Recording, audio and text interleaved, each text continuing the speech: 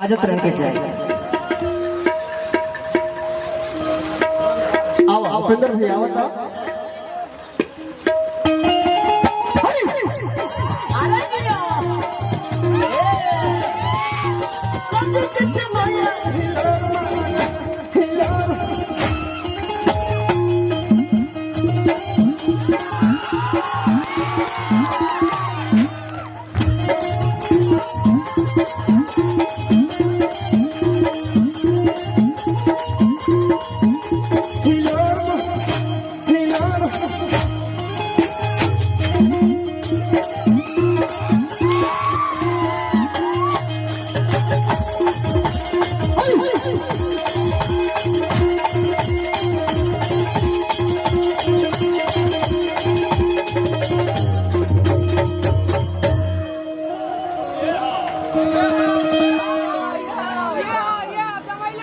कुछ दिन पहले वो गीत गई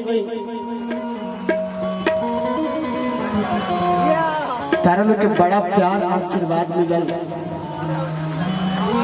एगो लड़की के देख के कहलस बबुआ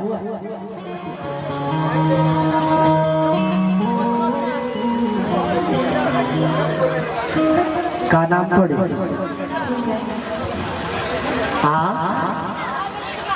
इका कहता रहो इका कहता रहो अनु। बहुत अच्छा नाम है, सुशील लग रही है आप, ऊपर से नीचे हर चीज आपका अच्छा है। तार का नाम है आरती। आरती कितना लोग तो लाइन मारती रहे। तार नाम का है नैन्सी। आप भी बहुत अच्छी लग रही हो। तार नाम का पूजा।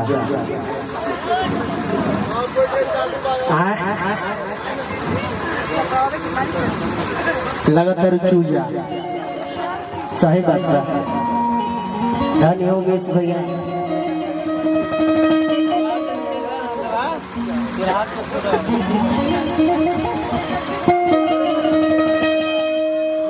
गाना तू लोग इतना सुनला, इतना प्यार दिला, इतना आशीर्वाद दिला कि गुलुआ का दिल गदगद रहला।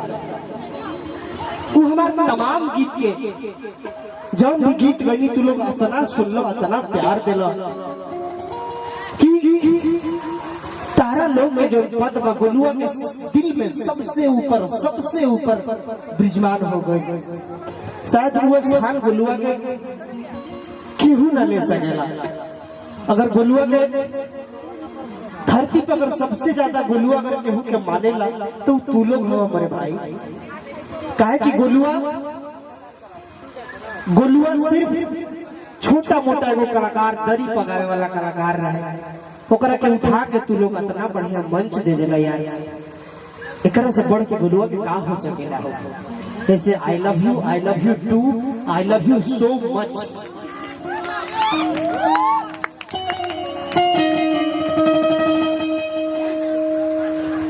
लइका देखलस कहलस ए उपेंद्र भाई। लइका कहलस कि कहबन विटामिन खा ले और दिन दिन चिकन ले। आखिर कौन ऐसा विटामिन पिया दिया के कर गलिया चिकन आई जाता रे।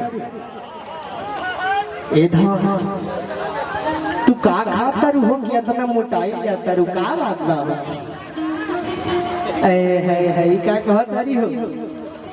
लइका कहलस बाबू तनी अपन कलाकारी दिखावा लो। फैल के एक जगह रह के ना कि कहबन विटामिन खा ले आज दिन चिकन ले तो ये कर कहर हो कर जुई के आज पहाड़ डोले। बाबू रे अरे धीरे धीरे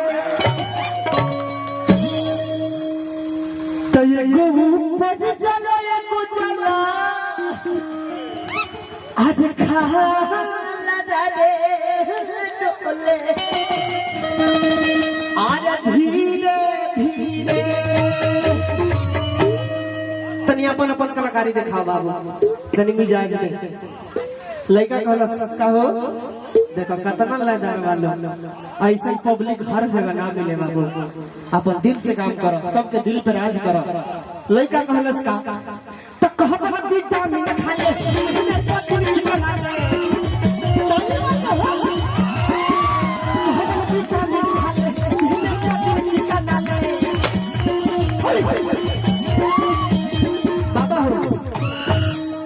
ऐसे अच्छा नहीं खेला गुल्लू के नाचे के पर का हो सब के होने जाए गुल्लू ऐसे नाचे तो नहीं आता बाबू